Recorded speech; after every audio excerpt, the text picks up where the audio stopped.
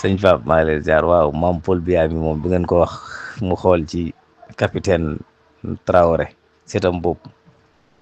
ah wax dëgg yàlla Traoré de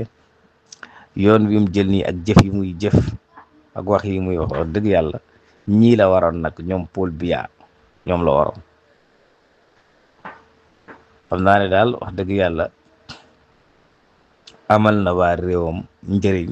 ci patriote bi mu loon woo. patriotisme daal won na leen ne du ay wax kese moom jëf ji moo ëpp wax ci en plus tamit lépp lu mu woote moo ciy njëkk même la ko yoonu constitution dëkk ba may nga xam ne ni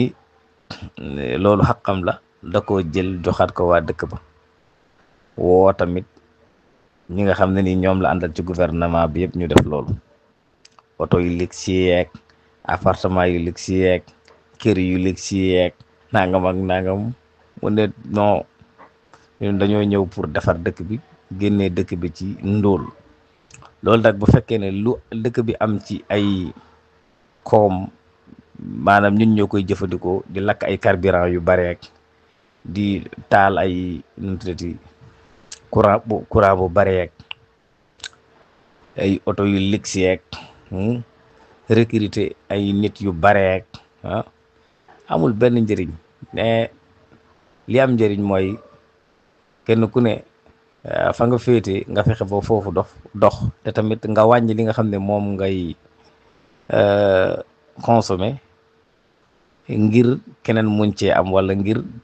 leneen loolu nga wàññi mu am fu mu mën a dem ubbi beneen buntu. beneen tamit gis nga jeunesse bi nga xam ne moom la jiite tout le temps su dajee ak ñoom da leen di wax yoo xam ne ni mooy defar seen ëllëg. yenn yi nga xam ne ay subahaat la ay lënt yu ñu dugal seen bopp yi di leen tiitloo mu dàq ko ba mu set wecc. parole vidéo bii ma dugal fii bii bu gudd la wax na ci lu bare bari mais li ma ci gën a intéressé mooy ci vidéo bi sax lay waxee ne maanaa nit booy woote dara yaa ci war a jiitu. mooy biñ ko laajee ci affaire li mu wàññi ci li mu xaq bi nga xam ne moom la waroon am mu wàññi ko ba mu parce que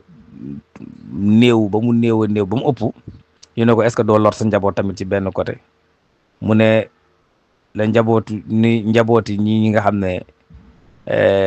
dañoo ñàkk li ñuy dund njabootam nañ dund lool. waaw moo tax vidéo bi ndeysaan mu ngi wax ndawi Burkina yi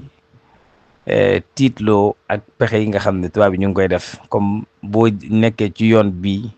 ñu ne la gis nga diw nekkoon na ci réussir parce que rey nañ ko maanaam diw nekkoon na ci mu tudd ay nit daal. mu ne leen loolu yëpp c'est faux xamuñ ne ñun yoon bi dañ cee dugg ngir dee baax rek wala dee maanaam dañuy suqali suñ dëkk wala ñu dee loolu rek la. kon xamuñ ne ñun ragaluñ dee kon bu leen kenn génnee ci yoon wi parce que dina mus a baax. wala kulli xaal démb discours bu am solo boo xam ne ni bi mu ko tëralee ndeysaan moo nekk waxtaan ci dëkk bi yëpp nga xam ne kii élection bi sax su amul Burkina tey mu dem dina am 100% dina ko am ci vote. parce que xoolal maanaam photo yi nga xam ne ak taabal yi nga xam ne moom la ministère yi ak directeurs yi di ordonné seen bureau yi def na sax loolu dootul jógati bitim réew duñ ko jéggaane ci foofu lañ koy defaree ci maanaam ci biir réew ma. te pourtant moom loo moo ko njëkk a def parce que li njëkk moom taabal moom bureau la fa nekk mooy siège yooyu ñu defaree ci bant yooyu ak yu kii yooyu mooy ci biir réew ma lañ ko defaree léegi nag mu ne leen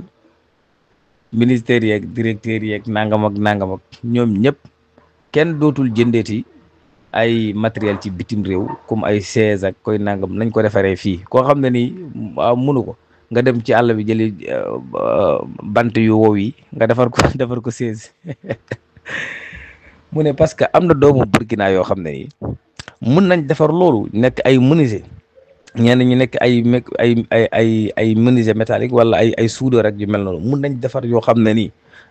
dafa rafet. mais ne loolu xaalis boobu ñuy tuuri bitim réew ay 200 milliards wala 200 et quelques millions di ko jëndi ay matériels yooyu nañ ko jox waa doomu dëkk bi xaalis bi des ci biir dëkk bi suqaliku. moo tax ñoom Paul Biya mii ak ñi mel ni ñoom ak sama maam Alassane Ouattara fële ñoom ñëpp ci xale bi la ñu war a xool ci doxalin wu muy dox mais non waaw ñoom moom ngooy nañ ci affaire yi rek na duñ ci Paul Biya mi